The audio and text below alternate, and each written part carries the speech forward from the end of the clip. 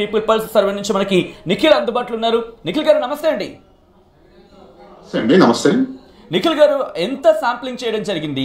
బీహార్ ప్రజల్లో ఎటువంటి ఎటువంటి అభిప్రాయం వ్యక్తం అవుతోంది? పీపీఎస్ మెథడ్ లో అరౌండ్ 48 అసెంబ్లీ కాన్స్టిట్యుయెన్సీలో 20% ఆఫ్ ఓవరాల్ కాన్స్టిట్యుయెన్సీలో 48 అసెంబ్లీస్ లో 5000 శాంప్లింగ్ తోటి మేము రన్ చేయడం జరిగిందండి.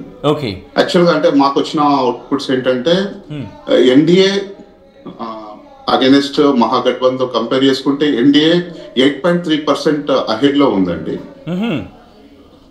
ఎన్డీఏకి వచ్చేసి 46.2% ఓట్ షేర్ ఓవరాల్ గా చూసుకున్నప్పుడు, మహాగఠబంధన్ చూసుకున్నప్పుడు 37.9% అండి. మా అంచనాల ప్రకారం ఎన్డీఏ 133 నుంచి 159 సీట్ల మధ్య వచ్చే అవకాశం ఉందండి. మహాగఠబంధన్ కి 75 నుండి 101 మధ్యలో వచ్చే అవకాశం ఉంది.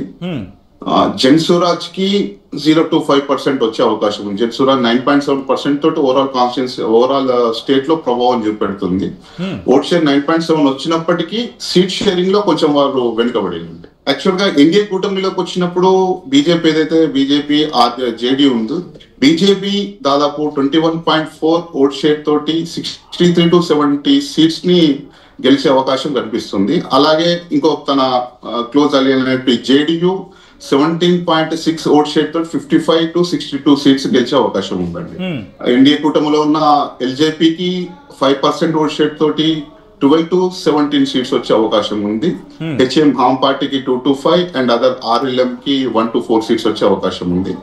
మహాగఠబంధన్ లో కీ ప్లేయర్ ఆర్జేడీ అండి. ఆర్జేడీ 23.3% ఓట్ షేర్ తోటి 62 to 69 సీట్స్ గెలిచే అవకాశం ఉంది ఆర్జేడీ. ఇంకా కాంగ్రెస్ ఏదైతే ఉందో 8.7% తోటి కాంగ్రెస్ 9 to 18 సీట్స్ గెలిచే అవకాశం ఉందని అంచనా. ఇంకా సీఎం ఫేస్ చాయిస్ ని మేము చూసినప్పుడు తేజస్వి యాదవ్ 32% యాక్సెప్టెన్స్ లో ఉన్నారండి. తర్వాత నితీష్ కుమార్ గారికి 30% రావడం జరిగింది. తర్వాత ప్రశాంత్ కిషోర్ గారికి 8%, చిరాగ్ పాస్వాన్ గారికి 8%, సామ్రాట్ చౌదరి గారికి 6%, రాజేష్ కుమార్ గారికి 2% రావడం జరిగిందండి. సీఎం చాయిస్ మేము సీఎం చాయిస్ ఎవరు మంచి అంటే మీ సీఎం కావాలని కోరుకుంటున్నారని ప్రశ్నించినప్పుడు తేజస్వి యాదవ్ అహెడ్ లో ఉన్నాడు. నిఖిల్ గారు, ఇక్కడ పీపుల్ పల్స్ కి సంబంధించి మాట్లాడుకున్న క్రమంలో మరీ ముఖ్యంగా జనసురాజ్ పార్టీ ప్రశాంత్ కిషోర్ ఇంపాక్ట్ ఎవరి ఓట్లు చీల్చుతోంది? ఎందుకంటే ఆయన మాస్టర్ స్ట్రాటజిస్ట్ గా ఉన్నారు, ఎన్నికల స్ట్రాటజిస్ట్ గా ఉన్నారు, బీహార్ కి సంబంధించి కీలకమైన నేత. అఫ్ కోర్స్ సీట్లు దక్కకపోయినప్పటికీ ఆయనకి అంతగా ఎవరి ఓట్లను ఎక్కువగా చీల్స్తున్నారండి ఆయన? యాక్చువల్ గా ఇక్కడ ఒక మనము అంచనాకు వస్తే ఫస్ట్ ది బ్యాక్ గ్రౌండ్ లో తేజస్వి యాదవ్ అంటే మహాగఠబంధన్ కూటమి ఏదైతే నిరుద్యోగము వలసలు అనే ఎజెండా తన ప్రధాన అస్త్రాలుగా క్యాంపెయిన్ రన్ చేసుకుంటూ వచ్చిందండి ఎలక్షన్ క్యాంపెయినింగ్ లో మేజర్ గా. దీని వల్ల ఎక్కువ యూత్ మహాగఠబంధన్ వైపు ర్యాలీ అవకాశం కనిపించింది. మాకు ఎక్కువ యూత్ మహాగఠబంధన్ కు ర్యాలీ అవకాశాలు కనిపించాయి మొదట్లో. కానీ తర్వాత మీరు అడిగిన ప్రశ్నకి ఏంటంటే జనసురాజ్ మేము పరిశీలించినప్పుడు 18 to 25, 25 to 35 ఈ ఏజ్ గ్రూప్ లో అత్యధికంగా ఓట్ శాతం ప్రశాంత్ కిషోర్ రావడం జరిగిందండి.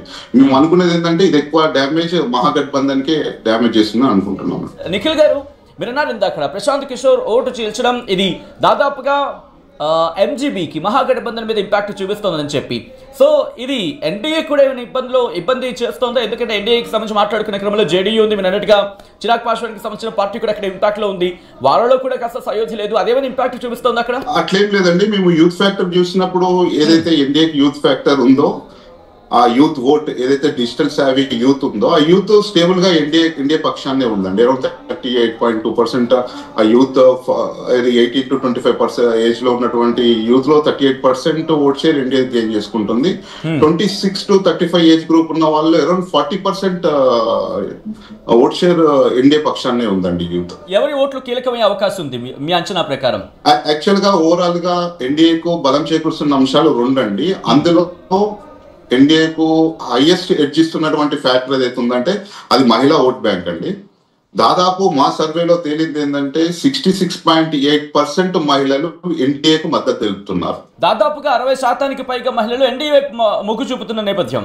దాని ఫ్యాక్టర్ ఏంటంటే మనందరికి తెలుసు, ఎలక్షన్ ముందు ఏదైతే నితీష్ కుమార్ ఎన్డీఏ గవర్నమెంట్ ప్రవేశపెట్టిన మహిళా రోజ్గార్ యోజన కింద మహిళలకు సుమారు 1 21 లక్షల మంది మహిళలకు 10,000 వారి ఖాతాలో వేయడం జరిగింది. దీంతో పాటు నితీష్ కుమార్ కి ఏదైతే ఫస్ట్ నుంచి తన 3 టర్మ్స్ నుండి 4 టర్మ్స్ నుండి ఉమెన్ సెంట్రిక్ స్కీమ్స్ కానీ పాలసీస్ కానీ తీసుకోవడం, 2007లో అంతకుముందు బాలికల స్కూల్ అమ్మాయిలకు సైకిల్ ఇవ్వడము, తర్వాత 2016లో మద్యపాన నిషేధం చేయడము, ఈ ఫ్యాక్టర్స్ అన్ని మహిళల్లో అన్ని గ్రూపులలో అన్ని ఏజ్ గ్రూపులలో ఎన్డీఏ పక్షానికి మద్దతు వచ్చేలా సహాయపడుతున్నాయి. దీంతో పాటు నీమో ఫార్ములా బాగా హెల్ప్ఫుల్ అవుతుంది ఎన్డీఏ కూటమికి. నితీష్ కుమార్ మోడీ ఫార్ములా మీరు అన్నట్టు గ్రౌండ్ లో కొంత నితీష్ కుమార్ గవర్నమెంట్ మీద వ్యతిరేకత ఉన్నప్పటికీ అక్కడ స్థానిక ఎమ్మెల్యే మీద వ్యతిరేకత ఉంది, కానీ గ్రౌండ్ పబ్లిక్ పల్స్కి వెళ్ళేవారు నితీష్ కుమార్ మీద ఎట్లాంటి వ్యతిరేకత లేదు. ఇంట్రెస్టింగ్ పాయింట్ నిఖిల్ గారు. ఎటువంటి అంశాలు అంటే క్యాలిక్యులేషన్లకు మీరు వెళ్ళిన తర్వాత మీ అంచనాలు ఏంటి, అక్కడ ప్రతిబింబించింది ఏంటి, ఎటువంటి అంశాలు మరి ముఖ్యంగా ఎన్డీఏ కూటమికి దోహదపడుతున్నాయి? ఇక్కడ ఎన్డీఏ కూటమికి అపార్ట్ ఫ్రమ్ ఏదైతే యాదవ్ ముస్లిం ఓబీసీ సెక్షన్ తప్ప Dalit SC ST EBC OC నుండి మేజర్ ఓట్ అనేది ర్యాలీ అవుతుందండి. రెండవది ఏంటంటే సారీ ఫర్ ది ఇంటరప్షన్, ఎందుకంటే పీడీఏ పిచ్చిడ్ దళిత్ ఆదివాసీ అంటూ ఏ ఫామ్ లో అయితే యూపీలో అఖిలేష్ యాదవ్ ఉపయోగించారో ఎలక్షన్స్ కి, దాన్ని రెప్లికేట్ చేశారు ఇక్కడ బీహార్ లో కూడా. అది కలిసి రాలేదా మహాగఠబంధన్ కి? అది అంటే ఎక్కువ ఫార్ములా వారికి మహాగఠబంధన్ కి వర్కౌట్ కాలేదండి. ఓకే, దళిత్ ఏదైతే SC ST EBC maximum majority votes ఎన్డీఏకి ర్యాలీ అవుతున్నాయి, ఎన్డీఏ కన్సాలిడేట్ అవుతున్నాయి. రెండో ఫ్యాక్టర్ ఏంటంటే యాక్చువల్ గా తేజస్వి యాదవ్ కు 2020లో ఏదైతే యూత్ లో ఒక క్రేజ్ గానీ ఉందో, లేకుంటే అప్పుడు 80 ఫ్యాక్టర్ తోటి ఏదైతే 33% అంటే అప్రాక్సిమేట్లీ అరౌండ్ సేమ్ అదే కన్సిస్టెన్సీ ఓట్ షేర్ అదే ఓట్ షేర్ ఇప్పుడు కూడా కనపడుతుంది. తను ఏదైతే 80 ఫార్ములా తోటి ఓట్ షేర్ ని 40% ఎబోకి తన లాక్కోలేకపోతున్నాడు. దానివల్ల కొంచెం మహాగఠబంధన్ కూడా డ్యామేజ్ అవుతుంది వాళ్ళ క్యాస్ట్ అర్థమెటిక్స్ లో. అంటే ఎక్కడ అంటే యూపీలో పనిచేసిన ఫ్యాక్టర్ ఏంటి, ఇక్కడ మిస్ చేసిన ఫ్యాక్టర్ ఏంటి, ఎస్టిమేషన్స్ ఏమైనా క్యాలిక్యులేషన్స్ లో మిస్ అయింది అనుకోవాలా ఇక్కడ ఎంజీబీకి సంబంధించి? యాక్చువల్ ఏంటంటే ఎన్డీఏ రన్ చేసిన ఏదైతే గుండారాజ్ క్యాంపెయినింగ్ ఉందో అండి, Gundaraj campaigning grass root లెవెల్లోకి వెళ్ళిందండి. So అక్కడ ఏంటంటే ఈ ఓసీలో కానీ ఓసీ క్యాస్ట్ కానీ ఓసీలో ఉన్నటువంటి విభిన్న కులాలు కానివ్వండి, ఎస్సీ ఎస్టీలో ఉన్నటువంటి విభిన్న కులాలు కానీ, ఈబీసీలో ఉన్నటువంటి విభిన్న కులాలు కానీ ఎప్పుడైతే ఆ టైంలో జరిగినటువంటి డిస్టర్బెన్సెస్ ని వాళ్ళు ఒక్కసారి రీక్యాప్చర్ చేసుకోగలుగుతున్నారు, రీకాల్ అవుతున్నారు. సో దానివల్ల ఒక సైలెంట్ పోలింగ్ అనేది ఎన్డీఏకు టువర్డ్స్ ర్యాలీ అవుతున్నారు. సో దీంతో పాటు ఎన్డీఏకి సంబంధించి ఎందుకంటే నితీష్ కుమార్ మీద యాంటీ ఇన్కంబెన్సీ అది ఏం అక్కడ అంటే యాంటీ ఇన్కంబెన్సీ ఇంత సుదీర్ఘమైన పాలన ఉంది కాబట్టి ఎక్కడొచ్చాడు యాంటీ ఇన్కంబెన్సీ ఉంటుంది. ఇన్ఫాక్ట్ 2020లో ఆయన బీజేపీలోకి చేరడం, బీజేపీ నుంచి కాంగ్రెస్లోకి వెళ్ళడం, కాంగ్రెస్ నుంచి మళ్ళీ భారతీయ జనతా పార్టీలోకి రావడం, ఇవన్నీ యాంటీ ఇన్కంబెన్సీకి దారి తీసాయా? అవేనా ప్రభావం చూపించాయా? అది ఏం ప్రభావం చూపెట్టలేదండి, మాక్సిమం అదే ఇంపాక్ట్ చూపించలేదు. Quite interesting development.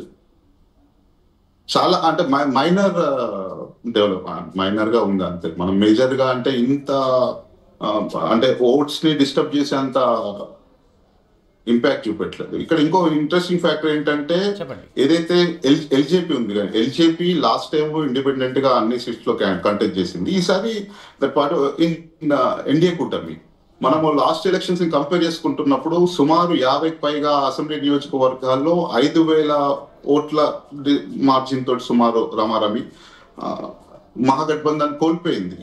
ఈసారి దళితులు మహాగఠబంధన్ దూరం అవ్వడము, ఎల్జేపీ ఎన్డీఏ కూటమిలో ఉండడం కూడా ఎన్డీఏ కలిసి వస్తుంది. అంటే ఏ కారణాలు లాస్ట్ టైం మహాగఠబంధన్ కి దళితులు దగ్గర అవ్వడానికి ఇప్పుడు దూరం అవ్వడానికి కారణాలు ఏమైనా చెప్పడం జరుగుతుందా అండి? అక్కడ చెప్పానండి, ఎల్జేపీ లాస్ట్ టైం ఇండిపెండెంట్ గా కంటెస్ట్ చేయడము సుమారు ఎక్కడైతే మహాగఠబంధన్ ఓట్లు కోల్పోయిన ఓట్ల లెక్కను తీసుకున్నప్పుడు ఎల్జేపీ చీల్చిన ఓట్ల లెక్క తీసుకున్నప్పుడు టాలీ అవుతుంది కొంత అంచనా. ఓకే ఓకే, నెక్స్ట్ ఇంకా ఇన్ డెప్త్ గా వెళ్ళే ప్రయత్నం చేసినప్పుడు ఓటు పర్సంటేజ్ కి సంబంధించి ఏ ప్రాంతాలు ఇంపాక్ట్ చూపిస్తుందండి? సిటీస్ లో ఎక్కువ ఇంపాక్ట్ ఉందా లేకపోతే ఎటువంటి ఇంపాక్ట్ చూపిస్తుంది ఆ పరంపర? మా మెథడాలజీ ప్రకారం ఏంటంటే అర్బన్ లో ఎన్డీఏకి అడ్వాంటేజ్ ఉందండి. అరౌండ్ 54% అర్బన్ సీట్స్ లకి వెళ్ళి ఎన్డీఏకి ర్యాలీ అవుతుంది. అదే మనం మహాగఠబంధన్ ని కంపేర్ గా వచ్చిన ఓట్ షేర్ చూసుకుంటున్నప్పుడు 31.7% మహాగఠబంధన్ ఉంది. అంటే అర్బన్ కాన్స్టిట్యున్సీలో ఓట్ బ్యాంక్ ఓటర్స్ ఎన్డీఏ వైపు బలంగా మొగ్గు చూపుతున్నారు. At the same time rural పార్టీకి వచ్చే వరకు మహాగఠబంధన్ కి ఎన్డీఏకి ఈక్వల్ పోటాపోటీగా ఉంది. At the same time Mahagathbandhan కి ఒకవేళ అటు ఇటుకి, ఎందుకంటే మీరు చేసిన శాంపిలింగ్స్ కొంచెం ప్లస్ ఆర్ మైనస్ గా మనం మాట్లాడుకుంటూ ఉంటాం, ఎంత ఇంపాక్ట్ ఒకవేళ వస్తే లీస్ట్ లో ఎన్ని సీట్స్ వరకు పరిమితి అవకాశం ఉంది, అలాగే మహాగఠబంధన్కి సంబంధించి మాట్లాడుకునే క్రమంలో ఒకవేళ సాధిస్తే హైయెస్ట్ గా ఎన్ని సీట్లు సాధించే అవకాశం ఉంది, ఎంత క్లోజ్ కాంటెస్ట్ ఉండే అవకాశం ఉంటుంది ఒకవేళ పీక్స్ కి వెళ్తే కనుక? We are giving with plus or minus 3% error తో చెప్తున్నామండి. లిస్ట్ కేసులో ఎన్డీఏ 133 లిస్ట్ ఫిగర్ అండి, మహాగఠబంధన్ 75 లో ఫిగర్ అండి. రైట్, అంటే కాంగ్రెస్ పార్టీ అండ్ అలాగే ఆర్జేడి ఈ రెండిటికి సంబంధించి కాంబినేషన్ అక్కడ క్లిక్ అయిందా అండి, లేకపోతే అదే కూడా బెడుచుకుంటున్న పరిస్థితి ఉంది అనుకోవాలా మహాగఠబంధన్కి సంబంధించి? కొంత మనము అంటే మేము అబ్జర్వ్ చేసినంత రాహుల్ గాంధీ గారి ఓట్ చోర్ యాత్ర, ఓట్ అధికారి యాత్ర ఎంతైతే పబ్లిక్ మీద ఇంపాక్ట్ చూపెట్టింది, ఎంత బస్ క్రియేట్ చేసిందో అది ఓట్ గా టర్న్ కాలేదన్నది మేము అబ్జర్వ్ చేసిన విషయాలండి మేజర్ గా. రైట్ నిఖిల్ గారు, thanks for joining with RTV. అంశానికి సంబంధించి అసలు మీ పోల్ ఫలితాల్లో ఎటువంటి అంశాలని మీరు తీసుకోవడం జరిగింది, శాంప్లింగ్ ఎలా చేశారు, శాంప్లింగ్ లో ఏ అంశాలను అక్కడ మీరు తీసుకోవడం జరిగింది, క్యాలిక్యులేషన్స్ ఏంటి, ఎక్స్పెక్టేషన్స్ ఏంటి, వీటి గురించి మాట్లాడే ప్రయత్నం చేసినందుకు thank you so much Nikhil గారు.